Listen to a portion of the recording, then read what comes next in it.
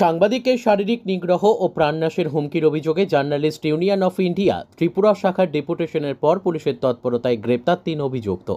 ঊনকোটি ত্রিপুরা জেলা কৈলাসহরের সাংবাদিক অরিন্দম দে এর ওপর শারীরিক নিগ্রহ এবং প্রাণনাশের চেষ্টা চালায় নিগো মাফিয়ারা।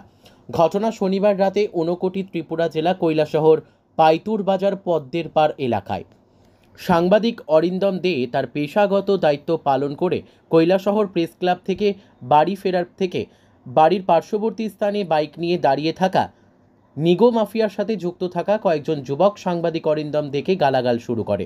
সাংবাদিক অরিন্দম দে বাড়ির গেট খুলে প্রবেশ করতে গেলে শ্রীরামপুর গ্রাম পঞ্চায়েত এলাকার নিগো মাফিয়া বাবলু দেব, উত্তম শব্দকর এবং চণ্ডীপুর গ্রাম পঞ্চায়েত এলাকার প্রবীর দাসের নেতৃত্বে প্রায় 14 থেকে 15 জন যুবক সাংবাদিক অরিন্দম দের ওপর শারীরিক নিগ্রহ এবং প্রাণনাশের চেষ্টা করে।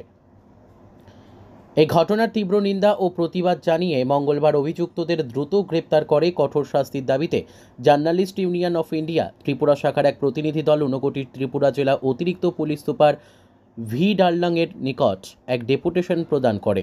উপস্থিত ছিলেন কৈলাসহর মহকুমা পুলিশ আধিকারিক জয়ন্ত কর্মকার, কৈলাসহর থানার OC, journalist union of India Tripura শাখার সভাপতি বিক্রম কর্মকার, সম্পাদক বিকাশ দাস, কৌশিক অধিকারী সহ অন্যান্যরা।